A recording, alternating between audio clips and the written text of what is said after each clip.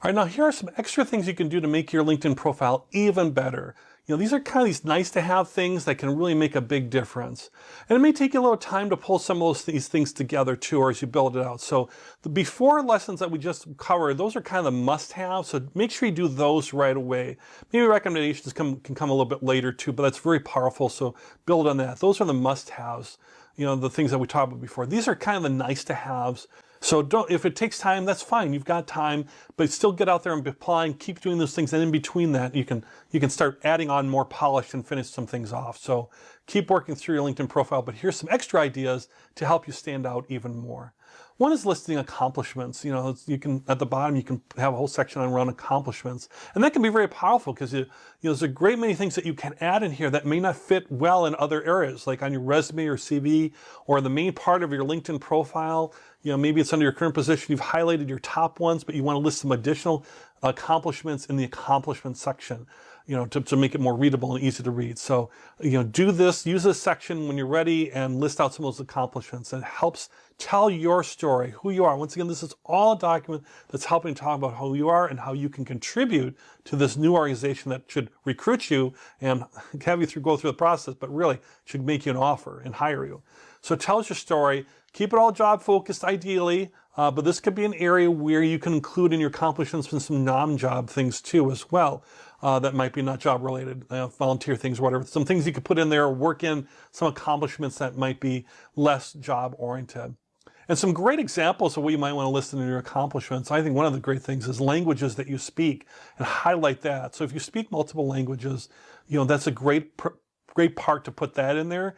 And particularly if the job might call for where they're looking for somebody who's bilingual or trilingual, you might want to work that into your summary or your work experience and up towards the top more if that's real critical.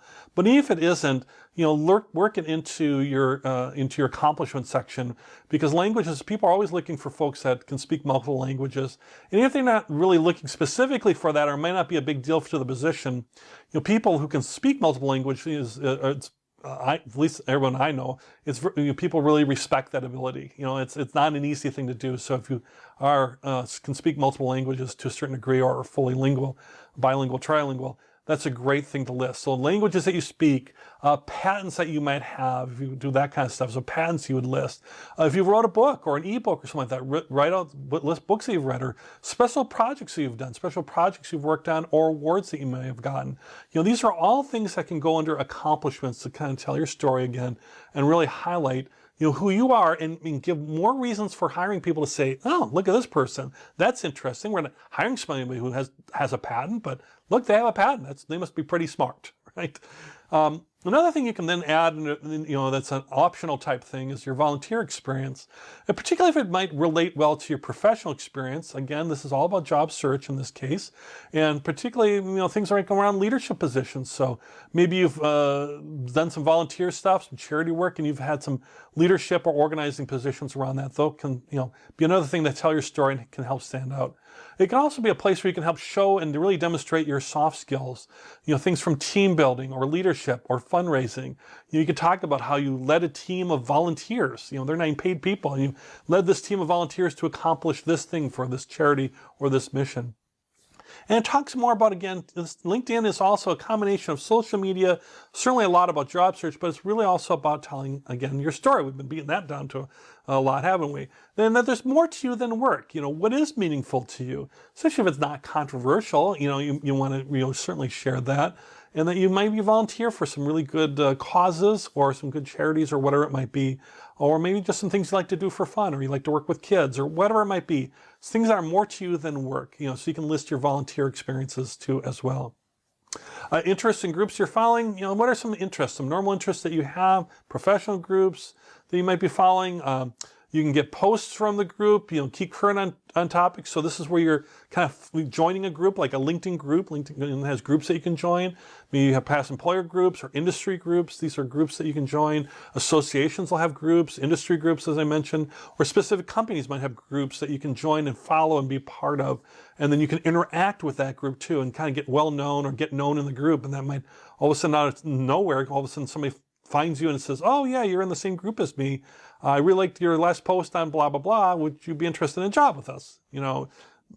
it can happen. Remember, this is all about being found. So things that are interesting to you and things that might, again, from LinkedIn standpoint, be more than like a Facebook group or a meetup group or something like that where it's more fun and personal. This might be more of your professional type of group. So join those interests, join those groups. The other thing too with social media, with LinkedIn being social media, is that you can post your own content. Again, this is stuff that takes time to write content or to curate content or to share content.